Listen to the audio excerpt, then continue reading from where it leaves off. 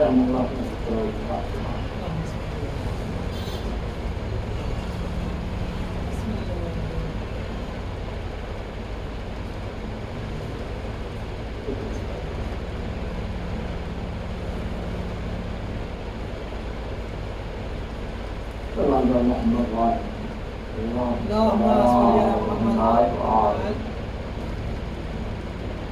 اعوذ باللہ من الشیطان الرجیم بسم اللہ الرحمن الرحیم الحمد للہ رب العالمین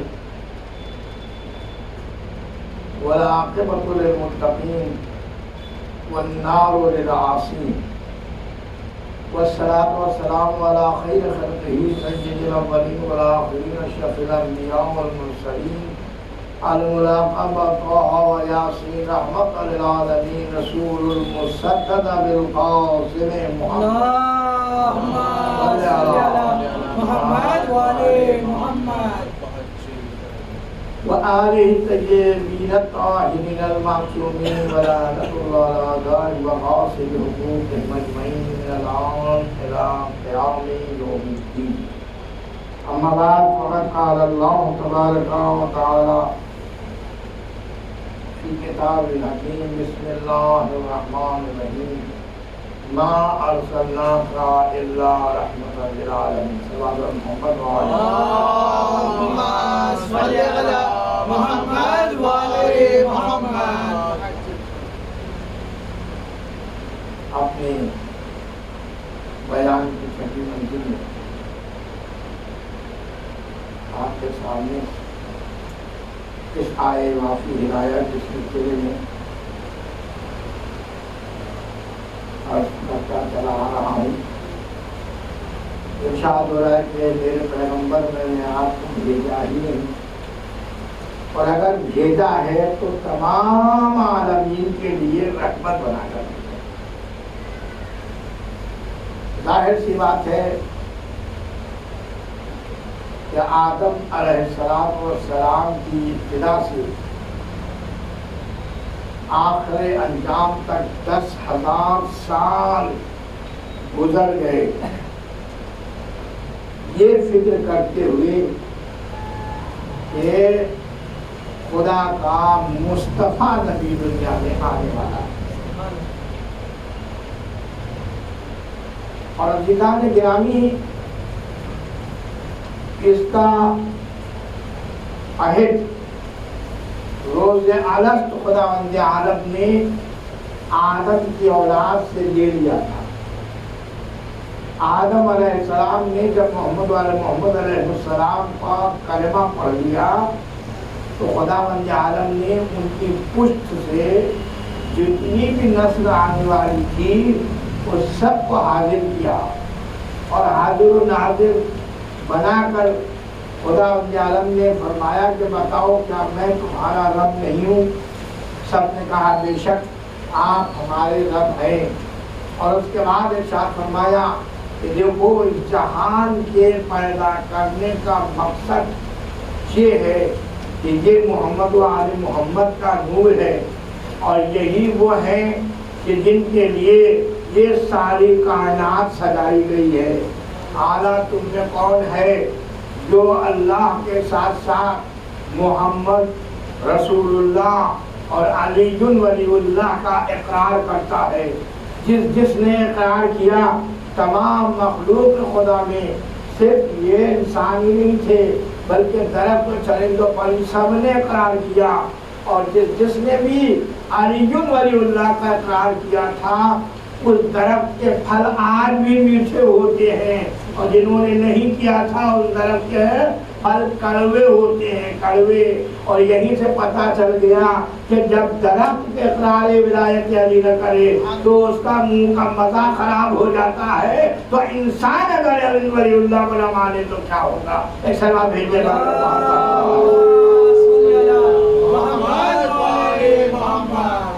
پیغمبر کو اس لیے بھیجا گیا ہے کہ وہ تمام عالمین کے لیے رحمت بن کر آئے ہیں. اور عزیزان گرامی ظاہر سی بات ہے کہ پیغمبر کو معلوم تھا کہ اس عالم کی ابتدا کیا ہے اور اس عالم کی انتہا کیا ہے، اور پھر عالمین کہنے کا مطلب ہی اللہ نے خود واضح کر دیا کہ صرف عالمین سے مراد یہ دنیا نہیں ہے، بلکہ 18,000 عالم ایسے ہی اللہ نے خلق فرمائے۔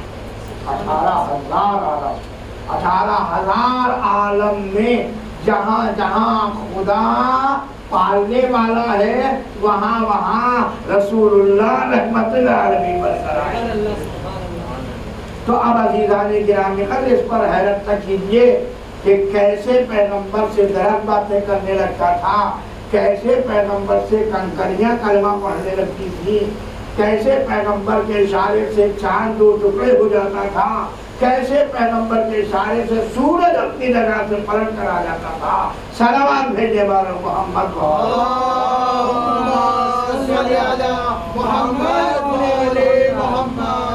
پیغمبر نے 40 سال خاموش زندگی گزاری، صرف اس لیے کہ پیغمبر کے ساتھ کسی نے احسان کیا تھا۔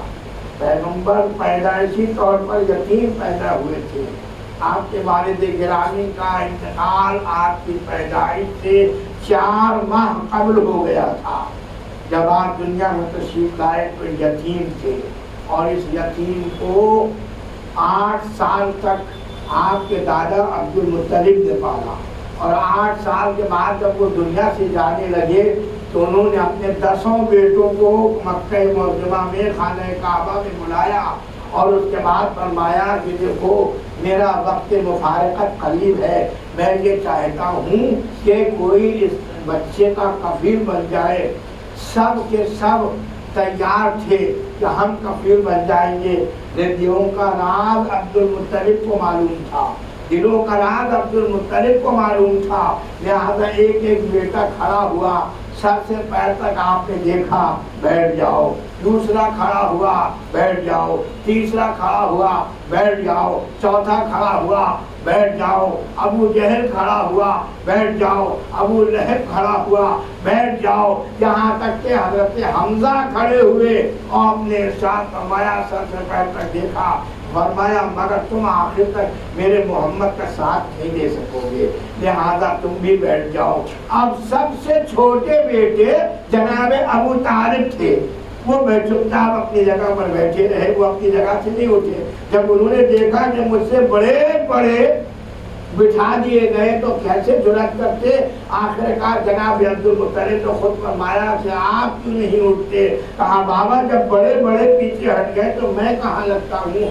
آپ نے فرمایا نہیں، میں تیری آنکھوں میں وہ بشاشت دیکھ رہا ہوں، میں تیری آنکھوں میں وہ شرافت دیکھ رہا ہوں کہ تو میرے بچے کا کفیل بن جائے گا اور آخر تک اس کا ساتھ بھی دے گا۔ سلام محمد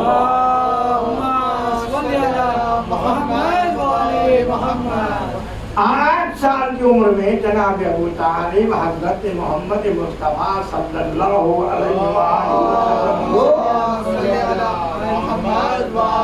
وسلم لے کر اپنے گھر آ گئے، اپنے گھر آ گئے۔ اب عالم یہ ہے کہ آپ کے 4 بچے، 3 بچے اور ہیں۔ عالم یہ ہے کہ جیسے ہی حضور سوتے ہیں تو ابو طالب جاگتی رہے، اور رات کے اندھیرے میں اٹھ کر کبھی طالب کو محمد کے بستر پر سلا دیتے ہیں، محمد کو طالب کے بستر پر سلا دیتے ہیں، کبھی عقیل کو سلا دیتے ہیں، کبھی جناب جعفر کو سلا دیتے ہیں۔ ابھی جو اسی طریقے سے 8 سال اور گزر گئے، اور یہاں تک کہ جناب امیر المومنین علی ابن ابی طالب علیہ السلام خانہ کعبہ میں متولد ہوئے، اور آنے کے بعد پیغمبر کو بھی بڑی دھارت تھی، کیونکہ پیغمبر جانتے تھے کہ میں جس کا انتظار کر رہا تھا وہی آ گیا، اور یہی اگر نہ آتا تو پھر میری رسالت کا کوئی گواہ نہ تھا، اور اس لیے پیغمبر گرامی قدر والہانہ طور پر روزانہ جناب خانہ کعبہ کے پاس جاتے تھے، مگر پتہ نہیں چل رہا تھا کہ آخر کار کیسے فاطمہ بنت اسد چلی گئی اندر، اور اس کے بعد تالا بھی لگا ہوا ہے باہر، دیوار بھی کوئی شک نہیں ہوئی۔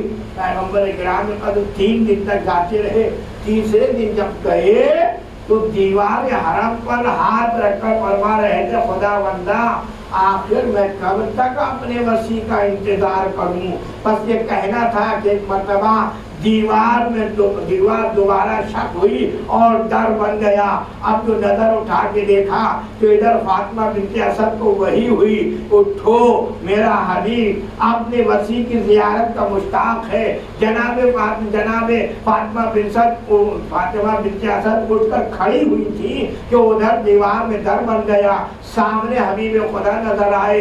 جیسے ہی پیغمبر گرامی قدر کو دیکھا، جناب فاطمہ بنت اسد دوڑی ہوئی ان کے پاس پہنچی اور فرمانے لگی، فریاد کرنے لگی، دیکھو محمد یہ عجیب بچہ ہے، جب سے پیدا ہوا ہے نہ اس نے دودھ پیا ہے میرا اور نہ اپنی آنکھیں کھولی ہے۔ بس یہ سننا تھا۔ پیغمبر گرامی قدر والہانہ طور پر آگے بڑھے اور فرمایا چچی جان لائیے میرے بھائی کو میرے ہاتھوں میں دے دیجئے۔ جیسے ہی پیغمبر گرامی قدر نے علی علیہ السلام کو اپنے آغوش میں لیا، فوراً کے محبت سے ماتھے کو چوم لیا اور اپنی زبان مبارک جناب علی علیہ السلام کے دہن میں دی۔ جو ہی پہلی مرتبہ دہن میں دی، آنکھیں بھی کھل گئیں اور جناب علی علیہ السلام گویا ہوئے، السلام علیکہ یا رسول اللہ، اے اللہ کے رسول آپ پر ہمارا سلام پہنچے۔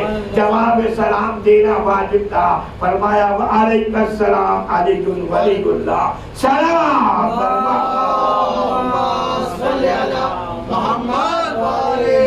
اور جب وسیع مل گیا تو خدا کے پیغمبر نے خود ارشاد فرمایا انا وعلی من نور واحد، ہم اور علی ایک ہی نور سے بنائے گئے ہیں۔ اللہ احد ہے، ہم واحد ہے۔ واحد کا مطلب ہی ہوتا ہے جب 2 آدھے مل جائیں تو واحد بنتا ہے، اور احد اسے کہتے ہیں جو 1 سے 2 ہو ہی نہیں سکتا۔ اللہ احد ہے، اسی لیے جب اس نے اپنے کو پہچانوایا تو میرے پیغمبر نے فرمایا کہ آپ ان سے کہہ دیجئے قل هو اللہ احد، اللہ ایک ہے اور اللہ الصمد، اور وہ بے نیاز ہے، لم یلد ولم یولد، نہ اس کا کوئی بیٹا ہے اور نہ کوئی اس کا باپ ہے، اور اس کا اس جہان میں کوئی ہمسر نہیں ہے۔ یعنی ان ساری شاخوں کو بند کر دیا جو علی علیہ السلام کی طرف مڑتی تھی، کیونکہ آپ خانہ کعبہ میں پیدا ہوئے تھے۔ حرم مقدس میں پیدا ہو جانا عجوبہ ہے، شاید یہی وجہ تھی جناب مریم کو یہ خطرہ لاحق تھا، لیکن جناب مریم کو جب اتفاق ہوا اور یہ آواز قدرت آئی کہ مریم یہ زچا خانہ نہیں ہے، عبادت خانہ ہے، آپ نکل جائیے۔ جناب مریم حیرت میں تھی، میرے کو تو کوئی ایسے آسان نظر نہیں آتے، لیکن حکم خدا تھا، لہذا باہر نکل آئی، ایک سوکھے درخت کے نیچے بیٹھ گئی۔ جو ہی بیٹھی آثار حمل بھی نمودار ہو گئے، وہ درخت بھی ہرا بھرا ہو گیا، اس سے کھجوریں بھی ٹپکنے لگی، اور عزیزوں کچھ دیر تک گزری تھی، آپ نے آنکھیں بند کی، عیسیٰ مسیح آپ کے آغوش میں تھے۔ صلوات بھیجے بر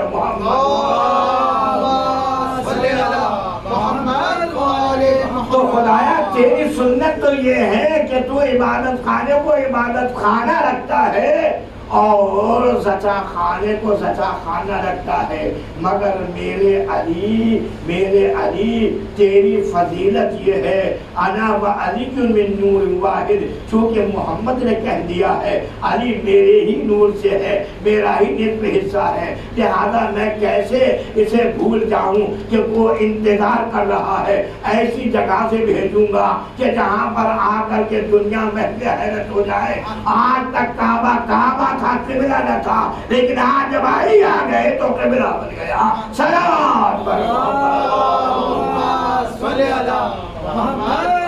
آج ہی علی علیہ السلام نے آغوش میں ارشاد فرمایا یا رسول اللہ اگر آپ فرمائیے تو میں آپ کو توریت سناؤں، انجیل سناؤں، زبور سناؤں، قرآن کی تلاوت کروں؟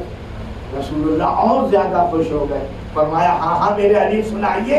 علی علیہ السلام نے چند آیتیں زبور سے سنائی، چند آیتیں انجیل سے سنائی، چند آیتیں توریت سے سنائی اور چند آیتیں قرآن سے سنائی۔ برجستہ پیغمبر نے وہی اس کی سند بھی دی، اے میرے علی، ارے زبور تو صاحب زبور سے بہتر پڑھی، انجیل صاحب انجیل سے بہتر پڑھی، توریت صاحب توریت سے بہتر پڑھی، اور قرآن تو بالکل ایسے پڑھا جیسے میں پڑھتا ہوں۔ سلام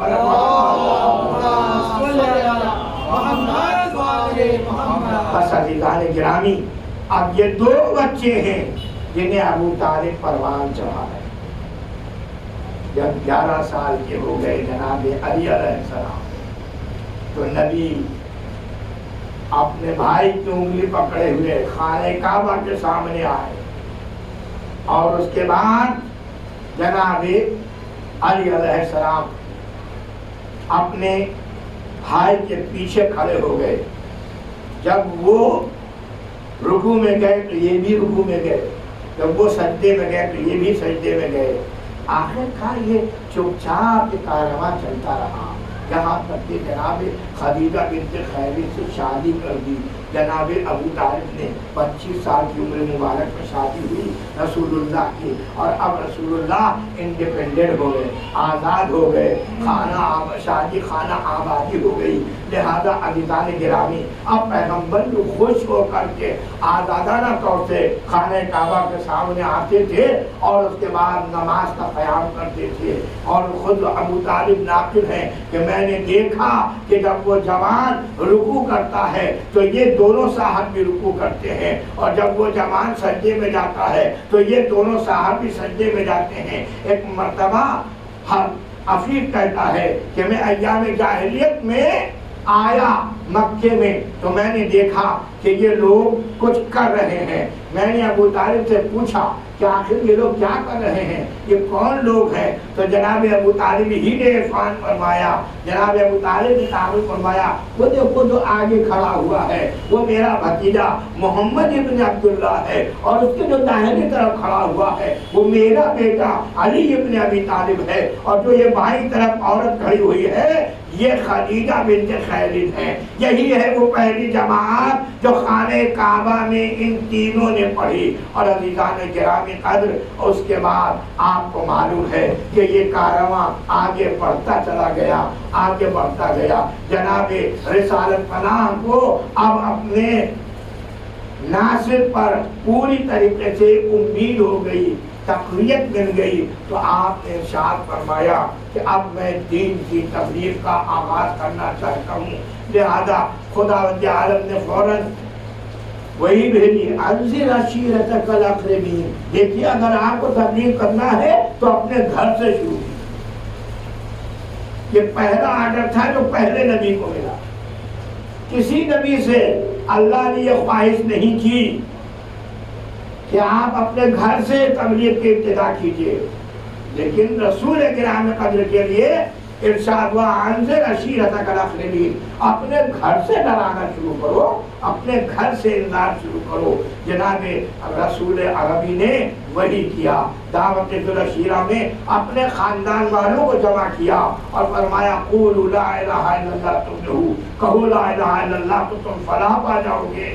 سب نے کہا ہم کیسے کہیں، ہم نے تو دیکھا ہے ابھی آپ نے ہم کو کھانا کھلایا ہے، لیکن اس کھانے میں تھوڑا سا کھانا تھا، آپ نے ہم سب کو کھلا دیا، ہم سب شیر ہو کر کھا بھی لیے اور وہ کھانا بچ بھی گیا۔ اب تک تو ہم آپ کو صادق و امین سمجھتے تھے، لیکن ہمیں معلوم ہوتا ہے کہ آپ جادوگر ہیں، آپ ساحر ہیں، لہذا ہم آپ کی بات نہیں سنیں گے۔ نیچے سارا مجمع اٹھ کے چلا گیا۔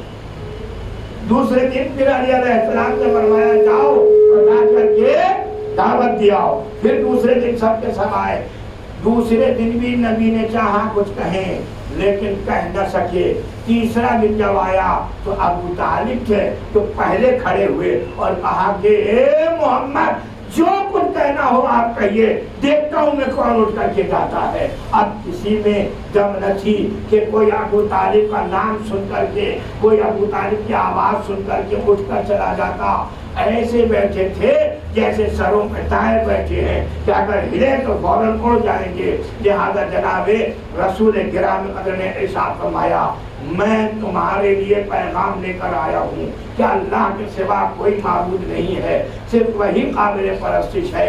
मैं उसकी तरफ से पैगाम्बर बनकर आया हूँ, रसूल बनकर आया हूँ, और इस पैगाम को पहुँचाने के लिए मुझे एक नासिर की ज़रूरत है। ज़रा आप गौर फरमाएं, अभी रसूलुल्लाह ने तबलीग नहीं शुरू की है, लेकिन नासिर पहले तलाश किया है। कैसे अहमक हैं वो उम्मत वाले कि जो कहते हैं कि रसूलुल्लाह यूं ही दीन को बेलगाम छोड़कर चले गए। अरे जिसने इब्तिदा नहीं की बगैर नासिर के, बगैर मुहाफिज के, बगैर गवाह के, वो इस दीन को बगैर काबिल किए हुए छोड़ के दे जाएगा। सलावत बर मोहम्मद, अल्लाहुम्मा सल्ली अला मुहम्मद व आले मुहम्मद। लेकिन रिज़ान गिरामी, अब लोग तीसरी बार में अली अलैहिस्सलाम खड़े हुए और फरमाया, अना नासिर या रसूल अल्लाह, मैं गवाही देता हूँ, मैं आपका नुसरत करूँगा, मैं नुसरत का वादा करता हूँ। और जब अली अलैहिस्सलाम ने नुसरत का वादा कर लिया तो रसूलुल्लाह ने भी फरमाया, अंता आखी, अंता वसी, अंता खलीफती फिर दुनिया वल आखिरा। ए मेरे अली, आप ही मेरे भाई हैं, आप ही मेरे वसी हैं, आप ही मेरे खलीफा हैं दुनिया व आखिरत में। बस अज़ीज़ान गिरामी, अब ये कारवां चल पड़ा, दिनों दिन, रात दिन जब कारवां चला और तबलीग दीन शुरू हुई, लोग दुश्मन बनते चले गए। यहाँ तक कि मेरे पैगंबर को मक्के से हिजरत करना पड़ी। खुदा का हुक्म आया, मेरे पैगंबर, आपने जिसको अपना नासिर बनाया है उसी को अपनी जगह पर सुला दीजिए। पैगंबर ने अली अलैहिस्सलाम को बुलाया और फरमाया, या अली, मेरे बिस्तर पर सो रहो। अली अलैहिस्सलाम ने फरमाया, क्या मैं आपके बिस्तर पर सो जाऊं तो मेरी जान बच जाएगी? जनाब पैगंबर खामोश हो गए। अली अलैहिस्सलाम घर में दाखिल हुए रसूल गिरामी कद्र के और आए उसी जगह, उसी खामगाह में जहाँ रसूल आराम फरमाते थे। उसी तरह चादर को ओढ़ा, उसी तरह जूतियाँ उतारी जहाँ रसूलुल्लाह उतारते थे। अजी हद हो गई, रात भर कुफ़ार कुरैश झांक झांक कर देखते रहे, मगर उनकी समझ में नहीं आया कि नबी सो रहे हैं या अली सो रहे हैं। और अज़ीज़ान गिरामी, आखिर सुबह हो गई। अली अलैहिस्सलाम बाहर निकले और जैसे ही निकले तो पूछा, बताओ मोहम्मद कहाँ है? कहा हमारे हवाले कर गए थे जो हमसे पूछ रहे हो। और पैगंबर गिरामी कद्र मदीने मुनव्वरा में तशरीफ फरमा हुए। यहाँ तक कि अली अलैहिस्सलाम भी दूसरे दिन तमाम मुक़द्दरात इस्मत व तहारत को लेकर के मक्के से मदीना हिजरत फरमा गए। और यहाँ दुश्मनों ने घेरा डाल दिया, हम मोहम्मद को तबलीग करने नहीं देंगे। यहाँ तक कि सब लोग मदीने के करीब कुफ़ार कुरैश जमा हुए। जहाँ जिस जगह का नाम बद्र था, उस जगह पर जंग बद्र हुई और उसमें सिर्फ 313 मुसलमान उस वक्त हुए थे जो पैगंबर के साथ थे। वो सब आए और आने के बाद पैगंबर गिरामी कद्र ने खुदावंद आलम से दुआ की, खुदाया तू ही नुसरत करने वाला है, तू ही मददगार है। आखिरकार पैगंबर गिरामी कद्र ने बद्र में फतह हासिल की और नुमाया फतेह हासिल हुई पैगंबर को। जब नुमाया तौर पर पैगंबर गिरामी कद्र फतहयाब हुए तो अब दुश्मनों को और खार पैदा हो गई। कुछ दिन नहीं गुजरे थे कि एक और बड़ा लश्कर लेकर के ये मदीने के करीब पहुंच गए और ओहद में मैदान ओहद में जमा हो गए। पैगंबर को पता चला कि कुछ लोग आए हैं, मेरी दुश्मनी में आए हैं, मुझसे बदला लेने के लिए आए हैं। लिहाजा पैगंबर ने भी अपना लश्कर तरतीब दिया और ओहद की पहाड़ी के ऊपर जा करके सबको تعین کیا تم یہاں کھڑے رہنا، تم یہاں کھڑے رہنا، تم یہاں کھڑے رہنا، اور باقی کا اللہ ذمہ دار ہے۔ چند نفوس تھے، لہذا پیغمبر نے جہاں جہاں جس کو کہا وہ وہاں کھڑا ہو گیا۔ لیکن جب کفار قریش کا لشکر سامنے آیا تو بہت سے لوگ فرار کر گئے، اور بہت سے مسلمان پہاڑی پہ جا کے پناہ لینے لگے کہ بھائی ان سے کون لڑے گا۔ یہاں تک کہ پیغمبر گرامی قدر ایک گڑھے میں گر گئے، آپ کے دندان مبارک شہید ہو گئے۔ لیکن اب دو صحابی تھے جو صرف کر رہے تھے، ایک ابو دجانہ انصاری اور ایک جناب علی علیہ السلام۔ ابو دجانہ انصاری لڑتے لڑتے ایک مرتبہ اس گڑھے کے قریب گئے، کہا مولا میری تلوار ٹوٹ گئی ہے۔ جناب رسول عربی نے کھجور کی ایک ڈال فرمایا توڑ لو اور اس سے جنگ کرو۔ صحابی کا ایمان دیکھیے، اس نے اس کھجور کی ایک ڈال توڑ لی اور اس سے جنگ کرتا رہا۔ تھوڑی دیر نہیں گزری تھی کہ مولا متقیان امیر مومنان علی علیہ السلام کی بھی تلوار ٹوٹ گئی۔ تاخیر تنہا لڑ رہے تھے، آئے اسی گڑھے کے پاس اور آ کے کہتے ہیں مولا میری بھی تلوار ٹوٹ گئی۔ آپ نے فرمایا دیکھو وہ میرا سپاہی تھا، میں نے اس کی تلوار کا انتظام کر دیا، لیکن تم میرے سپاہی نہیں ہو، تم خدا کے شیر ہو، لہذا خدا سے طلب کرو۔ عزیزو ابھی یہ کہا ہی تھا کہ جبریل امین آسمان پھاڑ کے ذوالفقار لے کر تشریف لائے اور آ کر کے رحمت اللہ عالمین کے ہاتھ میں پہلے دیا، چونکہ جانتے تھے یہ ذوالفقار ہے، یہ دو منھی تلوار ہے، یہ نسلوں کو دیکھ کر چلنے والی تلوار ہے، لہذا علی کے غیظ و غضب سے بھی واقف تھے، اس لیے علی کے ہاتھوں میں پہلے نہیں دیا، پہلے رحمت اللہ عالمین کے ہاتھوں میں دیا۔ اس کے بعد علی علیہ السلام اس تلوار کو لے کر جنگ کرنا شروع کیا۔ عزیزان گرامی قدر، اور یہاں تک کہ دھوکے بازی سے وہ جنگ جیتی نہ جا سکی، دشمنان دین نے پھر غلبہ کیا۔ خندق تیسری جنگ کے لیے تیاری کی اور اس میں پہلوان کو لے کر آ گئے۔ بس آج چونکہ اسی موضوع پر مجھے بات کرنا تھی، لہذا یہیں پر اختتام بھی کروں گا۔ تیسری جنگ کا انتظام کیا اور اس میں ایک پہلوان کو لے کر گیا ہے جس کا نام تھا عامر ابن عبد ود۔ وہ اتنا بہادر تھا کہ اونٹنی کے بچے کو ہاتھ میں اٹھا لیتا تھا اور اسے اپنی ڈھال بنا لیتا تھا۔ لوگوں نے اس منظر کو دیکھا تھا، مکے والے جو ساتھ آئے تھے مہاجر لوگ، جب انہوں نے یہ منظر دیکھا تو بڑے بڑے داڑھی والے، بڑے بڑے خد و دراز لوگ پیچھے ہٹ گئے، بولے ہم اس سے جنگ نہیں کریں گے۔ اس سے کون جنگ کرے گا؟ ارے یہ تو اونٹنی کے بچے کو ہاتھوں میں اٹھا کر کے اپنی ڈھال بنا لیتا ہے۔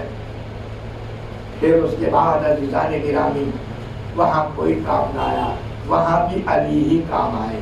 آخر کار نبی نے فرمایا علی تم جاؤ، علی تم جاؤ۔ علی علیہ السلام اپنے گھوڑے پہ سوار ہوئے، شاہانہ سواری کے ساتھ عمر ابن عبد ود کے سامنے آئے۔ عمر ابن عبد ود نے سر سے پیر تک دیکھا اور اس کے بعد فرمایا کہ میں تم سے جنگ نہیں کروں گا۔ علی علیہ السلام نے فرمایا مگر تو تو لڑنے کے لیے آیا تھا، اچھا میں نے سنا ہے کہ تو 3 باتوں میں سے ایک بات مان لیتا ہے، تو پھر اگر جنگ کرنا نہیں چاہتا تو سب سے پہلے یہ میں کہتا ہوں کہ تو واپس چلا جا۔ خیریت کسی میں ہے کہ تو واپس چلا جا۔ بولا واپس تو نہیں جا سکتا، واپس کیسے چلا جاؤں گا؟ آخر کار میرا نام عرب کس طریقے سے لیتے ہیں، مجھے شرمندگی ہوگی، میں واپس نہیں جاؤں گا۔ کہا اچھا پھر اسلام لیا، مسلمان ہو جا۔ لیکن اس نے کہا میں مسلمان بھی نہیں ہوں گا۔ تو آپ نے فرمایا اچھا تو پھر جنگ کے لیے تیار ہو جا، مگر میں جس طریقے سے پیدل ہوں اسی طریقے سے تو بھی پیدل ہو جا۔ عمر ابن عبد ود بھی زمین پر اتر آیا اور اس کے بعد ایک مرتبہ حملہ کیا۔ علی علیہ السلام نے اس کے حملے کو ناکام بنا دیا اور اپنے ایک ہی ہاتھ سے، ایک ہی ضرب سے اس کو زمین پر پٹک دیا۔ سینے پہ سوار ہو گئے اور چاہتے تھے کہ اسے ذبح کر ڈالیں، لیکن عزیزان گرامی اس نے بدتمیزی کی اور لعاب دہن اپنا علی علیہ السلام کی طرف پھینکا. علی علیہ السلام کو غیظ آ جانا چاہیے تھا، لیکن میرے علی کی شان دیکھتی ہے، فوراً سینے مبارک سے سینے سے اپنے عمرو ابن عبد ود کے اتر آئے، اور اترنے کے بعد دشمن خود حیرت میں پڑ گیا کہ ایسا موقع چھوڑ کر کے علی آپ سینے سے اتر گئے. کہا میں علی ہوں، اللہ کے لیے جنگ کر رہا ہوں، اپنے لیے جنگ نہیں کر رہا. اگر میں تجھے اس وقت میں ذبح کر دیتا تو لوگ کہہ دیتے علی کو غصہ آ گیا تھا.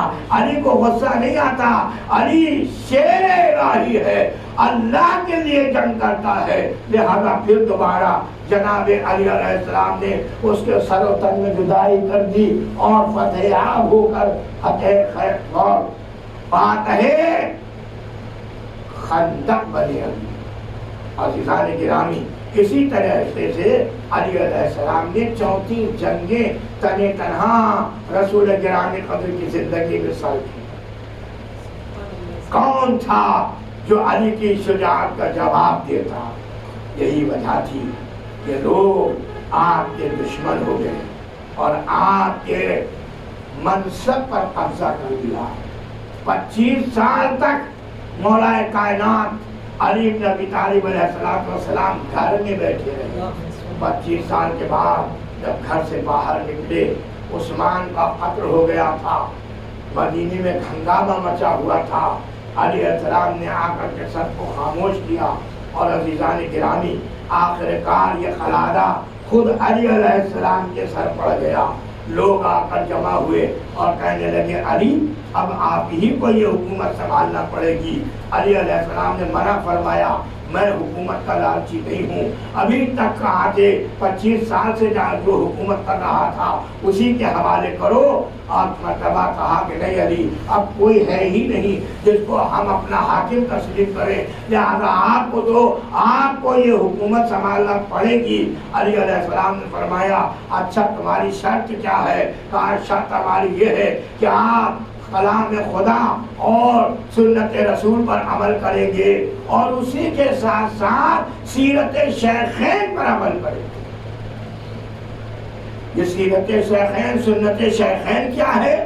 کہا وہ چیزیں جو ابو بکر عمر نے اپنے دور میں رائج کی ہیں انہیں بھی آپ کو انجام دینا پڑے گا. عزیزان گرامی، علی علیہ السلام خاموش ہو گئے. فرمایا لے جاؤ، مجھے تمہاری حکومت نہیں چاہیے، میں خدا و رسول کے حکم پر چلتا ہوں، کسی اور کے حکم پر نہیں چلوں گا. آخر کار 3 دن تک مسلمان ٹھوکریں کھاتے رہے. 3 دن کے بعد پھر آئے، کہا علی ہمیں تمہاری شرط منظور ہے، تم جس طریقے سے چاہو حکومت کرو. تب علی علیہ السلام نے خلافت ظاہری کو قبول فرمایا، اور قبول فرمانے کے بعد جتنے بھی آئے سب بیعت کر رہے تھے علی کے ہاتھوں پہ بیعت ہو رہی تھی. علی علیہ السلام بس اتنا ہی فرماتے تھے جاؤ مسجد میں، جاؤ مسجد میں، جاؤ مسجد میں. اے علی آخر اس کا راز کیا ہے؟ کہا راز یہ ہے کہ یہ لوگ سمجھتے ہیں کہ میں نماز نہیں پڑھتا تھا. علی تو نماز ہی نہیں پڑھتے تھے. آخر وقت میں بھی یہی کہا کہ جب علی علیہ السلام شہید ہو گئے تو لوگوں نے یہی کہا تھا کہ علی مسجد میں کیا کرنے کے لیے گئے تھے جو شہید ہو گئے. ذرا سوچئے کتنا 25 سال میں پروپیگنڈا ہوا تھا علی کے خلاف. علی علیہ السلام نے جو بھی آیا اسے کہا چلو مسجد میں، چلو مسجد میں. سب سے پہلے مسجد میں بلایا. ظہر کا وقت قریب آیا، علی علیہ السلام نے امامت فرمائی. ابھی نماز تمام بھی نہ ہوئی تھی کہ لوگ برجستہ چیخنے لگے آج تو ہم نے ایسی نماز پڑھی جیسے رسول اللہ کے پیچھے پڑھتے تھے. صلوات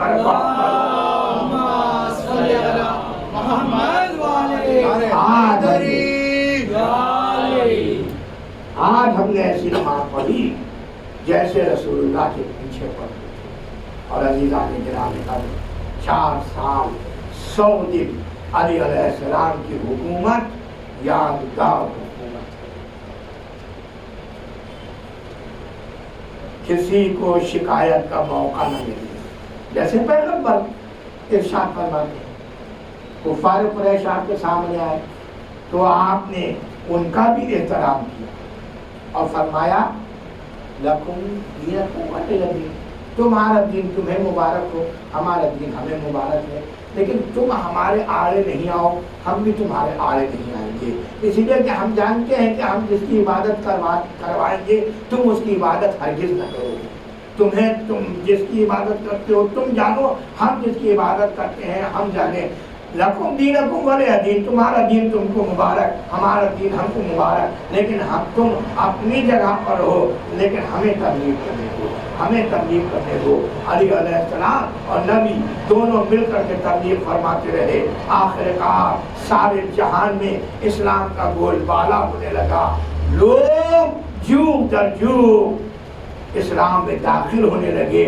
خداوند عالم نے سند فرمائی، اذا جاء نصر اللہ والفتح ورأیت الناس یدخلون فی دین اللہ افواجا، یہ میرے پیغمبر اس وقت کو یاد کرو جب جوگ در جوگ، فوج در فوج لوگ آپ کے اسلام کو قبول کر رہے تھے، آپ کے دین کو قبول فرما رہے تھے۔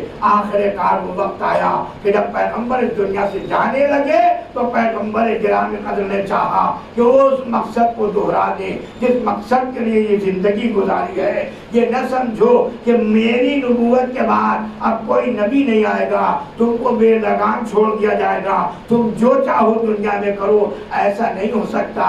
جب تک خدا ہے خدا کی ہدایت بھی باقی رہے گی، لہذا خداوند عالم کی جانب سے رسول گرامی قدر نے غدیر خم کے میدان میں اعلان فرما دیا، من کنت مولا ہو فہذا علی المولا۔ یہ دشمنی اور بڑھ گئی یہاں تک کہ علی علیہ السلام کو ایک دشمن خدا و رسول نے عین سجدے میں آپ کو شہید کر دیا۔ عزیزان گرامی، روزہ دار تھے علی، روزے کی حالت میں تھے علی، اور عزیزان گرامی دشمن چاہتے تھے کہ اس کو راز کو چھپا دیں اور کہہ دیں کہ یہودیوں نے علی علیہ السلام کو شہید کیا، عیسائیوں نے علی علیہ السلام کو شہید کیا۔ یہی وجہ تھی کہ جب جناب علی علیہ السلام سے امام حسن علیہ السلام نے پوچھا کہ بابا آپ کا قاتل کون ہے، تو فرمایا ابو اس کو لوگ لے کر آتے ہوں گے، تم دیکھنا۔ اور عزیز و گرامی قدر ابھی مسجد کے دروازے سے ایک مرتبہ ابن ملجم کو لوگ اس طرح لائے کہ اس کی مشکیں بندھی ہوئی تھیں، ہاتھ بندھے ہوئے تھے۔ جیسے ہی علی علیہ السلام کی نظر پڑی، فرمایا مجھ سے یہ منظر نہیں دیکھا جائے گا، اس کی مشکیں کھلوا دو، اس کے ہاتھ کھلوا دو۔ اور اس کے بعد فرماتے ہیں کہ جاؤ اس کے لیے بھی شیر لے کر آؤ تاکہ شیر اس کو دیکھ لیے، اور قاتل کے لیے شیر منگوا رہے تھے علی۔ مقصد کیا تھا؟ مقصد یہ تھا تاکہ پتہ چل جائے کہ میرا قاتل اصل کون ہے۔ عزیزان گرامی ایک مرتبہ ابن ملجم ہاتھ جوڑ کر کہتا ہے، مولا میں تو روزے سے ہوں، بس پتہ چلا روزہ کون رکھتا ہے، روزہ مسلمان کے علاوہ کوئی نہیں رکھتا، لہذا یہ بھی معلوم ہو گیا کہ امام علی کا قاتل مسلمان تھا۔ اور عزیزان گرامی آخر کار آج وہ منزل آ گئی کہ لوگ اہل بیت کے در پر اہل بیت کے دشمن بنتے چلے گئے، یہاں تک کہ امام عالی مقام امام حسین علیہ السلام آج 4 محرم ہے، آج وہ دن ہے کہ جس میں حسین کے خیمے چھت فرات سے ہٹا دیے گئے، عمر سعد کا لشکر آ چکا ہے۔ عزیزان گرامی اور اس حالت میں امام علی مقام نے اپنے دوستوں کو خط لکھے، اور آج کا وہ دن ہے جو مخصوص ایام شروع ہو جاتے ہیں۔ آج ہمیں جناب زینب کے دونوں بچوں کا ماتم کرنا ہے۔ کون بچے؟ اور محمد، جن کو حضرت عبداللہ بن جعفر نے جناب زینب کے حوالے کیا تھا کہ اگر میرے آقا پر کوئی وقت پڑ جائے تو آپ میری جانب سے ان دونوں بچوں کو فدا کر دیجیے گا۔ یہی وجہ تھی کہ آخر شب جب 10ویں محرم آئی تو جناب زینب سلام اللہ علیہا سب سے زیادہ بے چین تھی، کیونکہ دیکھ رہی تھی کہ لوگ سیکل کر رہے ہیں، اپنی تلواروں پہ دھار کر رہے ہیں، اور امام کے خیمے میں خاموشی ہے، کوئی عبادت میں مصروف ہے، کوئی ایک دوسرے کو سمجھا رہا ہے کہ کل قربانی آل محمد کا دن ہے، لہذا ہمیں ایسا نہ ہو کہ امام علی مقام پر وقت پڑ جائے۔ ادھر زینب بھی اپنے دونوں بچوں کو سمجھا رہی تھی، دیکھو کل مامو جان پر کوئی اثر نہ ہو، کل مامو جان کے اوپر قربانی کا موقع نہ آئے، تم اپنی پہلے قربانی دے دینا۔ بس عزیزان گرامی، میں نہیں سمجھ سکتا کہ کس عقیدت کے ساتھ جناب زینب اپنے بچوں کو سمجھا رہی تھی۔ بچے بار بار اپنی تلوار لے کر کھڑے ہو جاتے تھے، فرماتے تھے اماں دیکھ لینا، ہم بھی تو جعفر طیار کے پوتے ہیں، ہم بھی علی کے پوتے ہیں، لہذا آپ دیکھ لینا ہم کس طریقے سے جنگ کرتے ہیں۔ اور وہی ہوا، عصر کا ہنگام قریب تھا، زینب نے ایک مرتبہ دیکھا قاسم ناظرین کے ٹکڑے ترک میں رکھے گئے، قاسم ناظرین زندہ پامال کر دیے گئے، علی اکبر میدان میں جانے کے لیے تیار ہو رہے ہیں۔ ابو الفضل عباس کبھی ہاتھوں کو جوڑ کر کہتے ہیں مولا مجھے آقا مجھے اجازت دیجئے۔ اب ایک مرتبہ امام علی مقام تشریف لائے اور ایک مرتبہ فرماتے ہیں عباس تم تو میرے لشکر کے علمدار ہو، تمہیں کہتے بھیج دوں۔ جناب عباس کبھی دائیں طرف دیکھتے ہیں کبھی بائیں طرف دیکھتے ہیں اور فرماتے ہیں مولا اب وہ لشکر کہاں رہا جس کا میں علمدار تھا۔ بس ایک مرتبہ جناب ابو الفضل عباس سے پہلے زینب تشریف لے آئی اور ایک مرتبہ دونوں بیٹوں کو امام علی مقام کی خدمت میں پیش کیا۔ امام نے جو اپنے بھانجوں کو دیکھا دل بھر آیا، پہلے گلے لگا کر خوب روئے، دونوں بچہ اور جناب ماموں اور بھانجے دونوں غش کھا کے زمین پہ گر پڑے۔ جب وقت واقع ہوا دونوں بچوں کو گھوڑے پر سوار کیا، امام اس منظر کو دیکھ رہے تھے، ایک بھائی دوسرے بھائی کو دیکھتا جاتا تھا، جنگ کرتا جاتا تھا اور بار بار ایک مرتبہ ملائنہ سمجھ گئے کہ ان دونوں بچوں سے مقابلہ نہیں کیا جا سکتا، لہذا ایک کو بیسرے کی طرف ایک کو میمنہ کی طرف موڑ دیا۔ لیکن عالم یہ تھا کہ ایک بھائی دوسرے بھائی کو گھوڑے پر سوار ہو کے دیکھ رہا تھا۔ آخر کار زمین کربلا پہ گرے، آواز آئی اے آقا ہماری مدد کو آئیے۔ امام علی مقام مقتل کی طرف گئے، دونوں بچوں کا لاشا اٹھا کر لائے، ادھر ماں کو دیکھا تو ماں سجادہ بچھائے ہوئے دعا کر رہی تھی خدایا ہمارے اس تحقیق کو قبول فرما لے، میری بھائی کی جان محفوظ رہے۔ دونوں لاشیں لا کر کے دائیں بائیں رکھ دیے، لیکن زینب اپنے بچوں پر نہیں روتی، فرماتی ہیں کہ میں نے تو اپنے بھائی پر صدقہ کر دیے لہذا میں ان پر نہ روں گی۔ آپ نے سنا ہے کہ رات کے اس کے بعد اہل حرم اسیر کر لیے گئے، جب آخر 1 سال کے بعد رہائی ہوئی جناب زینب اولیاء مقام نے بچوں کو ایک مرتبہ اس وقت بھی دیکھا جب بچوں کے سر لا کر رکھے گئے۔ جناب زینب نے اس وقت بھی اون محمد کا ماتم نہیں کیا، یہاں تک کہ شام کی عورتیں گواہ ہیں کہ جب سر کو رو چکی تو ایک مرتبہ دیکھا ایک ناز جو بچوں کے سر رکھے ہوئے ہیں، آ کر کہتی ہے کہ آخر ان پر رونے والا کوئی نہیں ہے۔ جناب زینب نے حسرت بھری نگاہ کی اور فرماتے ہیں تم سچ بتاؤ ارے کس کس کا ماتم کروں، علی اکبر کو روؤں یا علی اصغر کا ماتم کروں، عباس کو روؤں یا اپنے آقا حسین کا ماتم کروں۔ عزیزان گرامی شام کی عورتوں نے اون محمد کا ماتم کیا لیکن زینب نہ روئی۔ آخر کار جب مدینے یہ قافلہ پلٹ کر آیا، جناب زینب زین خانہ میں بیٹھی تھی، جناب عبداللہ تشریف لائے اور کہا ایک معصومات کون ہے جو میرے اس گھر میں آ کر کے بیٹھ گئی ہے؟ ہائے کیا گزر گئی زینب پر کہ شوہر بھی پہچاننے سے انکار کرتا ہے۔ ایک مرتبہ فرماتی ہے عبداللہ تو نے بھی مجھے نہ پہچانا، ارے میں تیری زوجہ زینب بنت علی ہوں۔ شام کا وقت قریب آیا، زینب حجرے میں تشریف لائی، لیکن حجرے میں جو ہی تشریف لائی تو کیا دیکھا؟ دو بستر چھوٹے چھوٹے لگے ہوئے ہیں۔ جو ہی جناب زینب کی نظر پڑی، ایک مرتبہ آئے سب کہتی، فرمائے اونو محمد میں نے اب تک تمہارا ماتم نہیں کیا تھا، لیکن اب میں تم کو انا للہ و انا الیہ راجعون۔ رضا قضائہ و تسلیما لربہ، خدا انہا کرم رحیم ہے۔ تجھے واسطہ محمد اور محمد کا ہمارے اس قریب عمل کو قبول تھا۔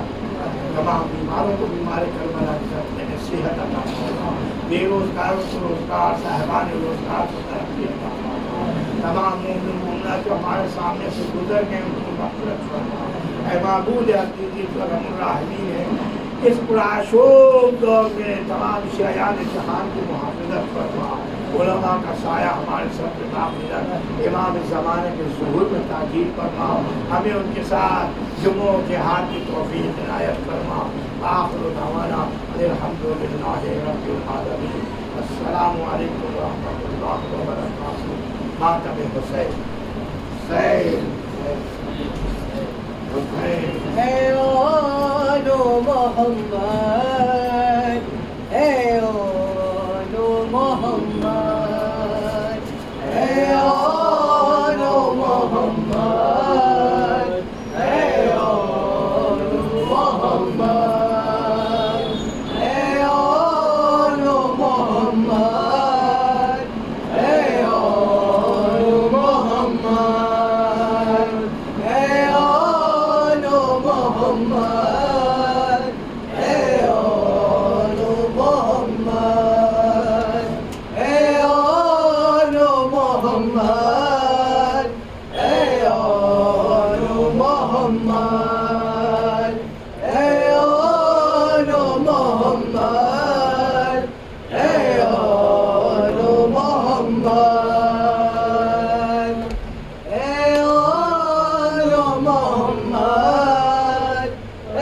اولو محمد، اے اولو محمد، اے اولو محمد، اے اولو محمد، اے اولو محمد، سارے پڑھیں، اے اولو محمد، اے اولو محمد، اے اولو محمد، اے اولو محمد،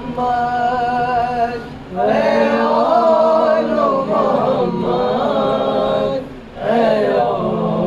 اے اولو محمد، اے اولو محمد، اے اولو محمد، اے اولو محمد، اے اولو محمد۔ شبیر کا تم صدقہ ہو اب خیمے میں بیٹا، تم لوٹ کر لانا، اے اولو محمد، اے اولو محمد، اے اولو محمد، اے اولو محمد، اے اولو محمد، اے اولو محمد، سب جب پڑھ کے اے اولو محمد،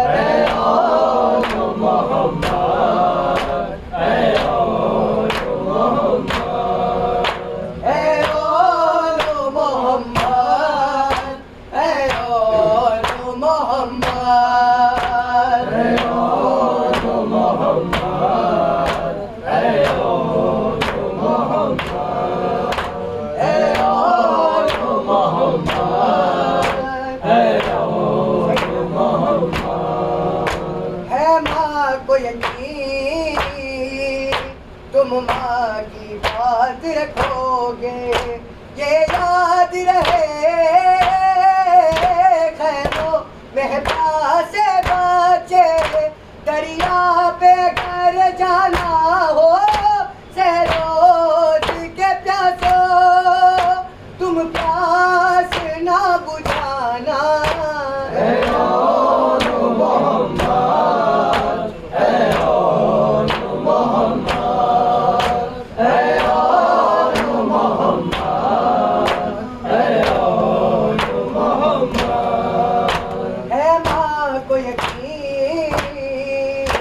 تم ماں کی بات رکھو گے ہے ماں کو یقین تم ماں کی بات رکھو گے یہ یاد رہے خیموں میں پیاسے بچے دریا پہ کر جانا ہو سہروز کے پیاسو تم پیاس نہ بجھانا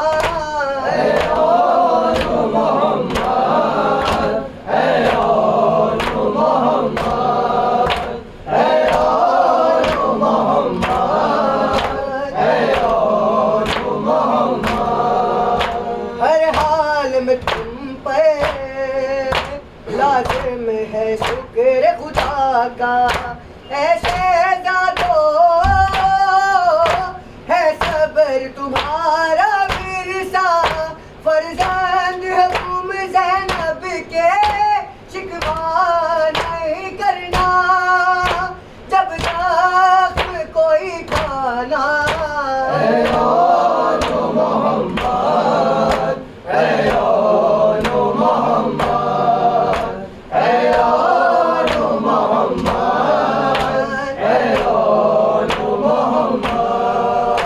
قاتل پہ کرم نانا کی طرح کر دینا یوں لاج میرے بھائی کے نام کی رکھنا جو واسطہ دے بھائی کا میدان پہ اس پہ تم دیکھ نہ چلانا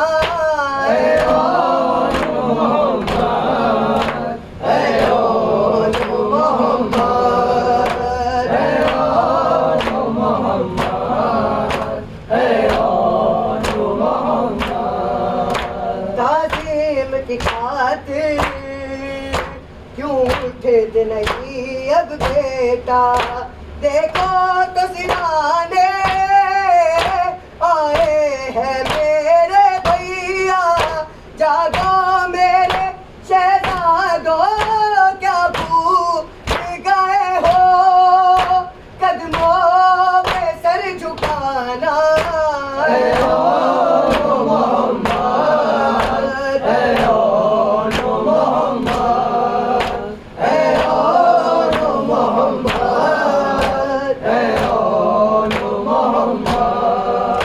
جب لاش اٹھا کر خیمے میں لائے سرور زینب یہ بولی اشکوں کو اپنے چھپا کے میں بھی ناروں میں روؤں گی اور میرے لیے بھی آنسو نہ تم بہانا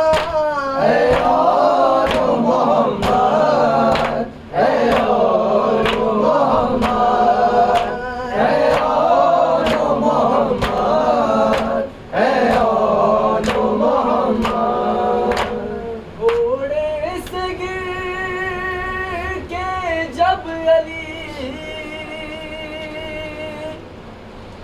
اکبر نے دی صدا اپنی کمر کو تھام کے شبیر نے کہا کڑی الجما کی لاش اٹھانے چلے ہیں ہم ارے سی تجھے عباس کی قسم کڑی الجواں کی لاش اٹھانے چلے ہیں ہم سیدھی ہوئے کمر تجھے عباس کی قسم کڑی الجواں کی لاش اٹھانے چلے ہیں ہم سیدھی ہوئے کمر تجھے عباس کی قسم انتہا ضعیفی مجھ کو نبھانا ہے اکبر کو لے کے خیمہ نبی جانا ہے رستے میں لڑکھڑائے نا شبیر کے قدم سیدھی ہوئے کمر تجھے عباس کی قسم کڑی الجواں کی لاش اٹھانے چلے ہیں ہم سیدھی ہوئے کمر تجھے عباس کی قسم غربت پہ اپنی رویا ہے خود ابن فاطمہ گر گر کے طے کیا ہے یہ کہ تل کا فاصلہ اس ہم سے دور لاش ہے اکبر کی دو قدم سیدھی ہوئے کمر تجھے عباس کی قسم کڑی الجواں کی لاش اٹھانے چلے ہیں ہم سیدھی ہوئے کمر تجھے عباس کی قسم لاشا ہے اس قدر کے لرزتے ہیں میرے ہاتھ اے لاشا ہے یہ رسول کا اکبر کے ساتھ ساتھ دو لاشیں ایک ساتھ اٹھائیں گے کیسے ہم سیدھی ہوئے کمر تجھے عباس کی قسم کڑی الجواں کی لاش اٹھانے چلے ہیں ہم سیدھی ہوئے کمر تجھے عباس کی قسم غربت پہ اپنی رویا ہے خود ابن فاطمہ گر گر کے طے کیا ہے یہ تل کا فاصلہ اس ہم سے دور لاش ہے اکبر کی دو قدم سیدھی ہوئے کمر تجھے عباس کی قسم کڑی الجواں کی لاش اٹھانے چلے ہیں ہم سیدھی ہوئے کمر تجھے عباس کی قسم اماں کے ساتھ مل کے سینہ میں نے کھینچ لی ہاتھوں میں اب ہمارے وہ طاقت نہیں رہی عباس کیا گئے میرے بازو ہوئے قلم سیدھی ہوئے کمر تجھے عباس کی قسم کڑی الجواں کی لاش اٹھانے چلے ہیں ہم سیدھی ہوئے کمر تجھے عباس کی قسم آہے گلے میں ڈال اکبر نے جس گھڑی ابن علی نے رو کے تکلم صدائے دی से बची है अब मेरे अकबर के पास कम। सीधी हो ऐ कमर तुझे अब्बास की कसम, अल जवा की लाश उठाने चले हैं हम। सीधी हो ऐ कमर तुझे अब्बास की कसम।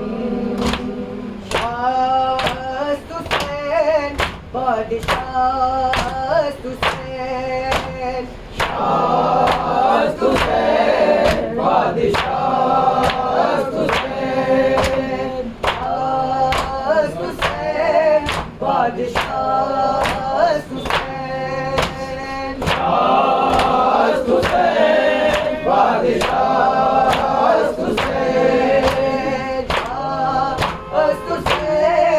बादशाह हुसैन, शाह हुसैन,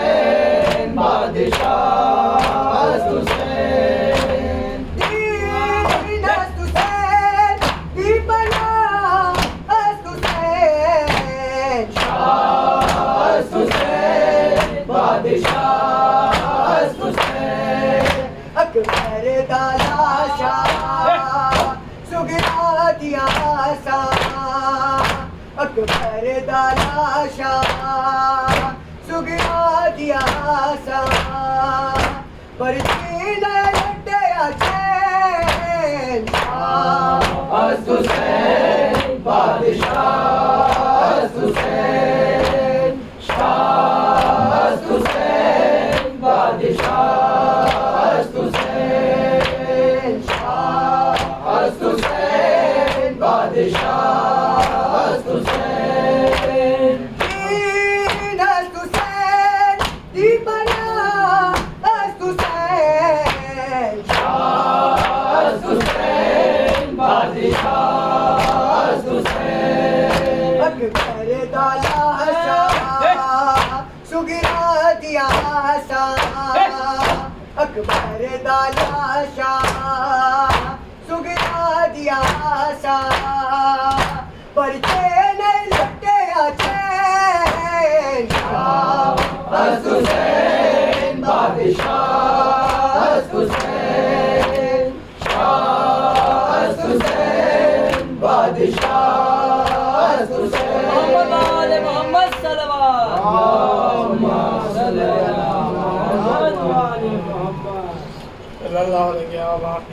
अस्सलाम वालेकुम अपना रसूलुल्लाह, अस्सलाम वालेकुम जद्दे का वादीक, अस्सलाम वालेकुम का वाखीक, अस्सलाम वालेकुम साहिबत दमत साहिबा, अस्सलाम वालेकुम साहिबल मुसीबत रातिबा, अस्सलाम वालेकुम अबुल फज़ल अब्बास इब्न अमीरुल मोमिनीन व सय्यिदुल वसीय्यीन, अस्सलाम वालेकुम या साइर शुहदा मुस्तशहदीन बैन यदै या लैतनी कुन्तु मअहुम फाफूज़ फौज़न अज़ीमा। अस्सलामु अलैकुम व रहमतुल्लाहि व बरकातुहू। अस्सलामु अलैकुम गरीब वल ग़ुरबा, अस्सलामु अलैकुम ज़ुअफ़ा वल फ़ुक़रा, अस्सलामु अलैकुम या अनीस अन्नुफ़ूस, अस्सलामु अलैकुम मुग़ीस अश-शिय्यत व ज़फ़्फ़ार फ़ी यौम जज़ा, अस्सलामु अलैकुम अस-सुल्तान अबुल हसन अली इब्न मूसा रज़ा व रहमतुल्लाहि व बरकातुहू। अस्सलामु अलैकुम साहिब ज़मान, अस्सलामु अलैकुम कुरान इमाम अली सैयद जान, अस्सलामु अलैकुम शरीक अल कुरान, अस्सलामु अलैकुम इमाम महदी आखिर ज़मान रमान रमान रमान मिन फितनत ज़मान जलल्लाहु तआला फरजक व सहलल्लाहु तआला मखरजक व ज़ुहूरक व जअलल्लाहु तआला मिन अंसारिक व अवानिक व रहमतुल्लाहि व बरकातुहू।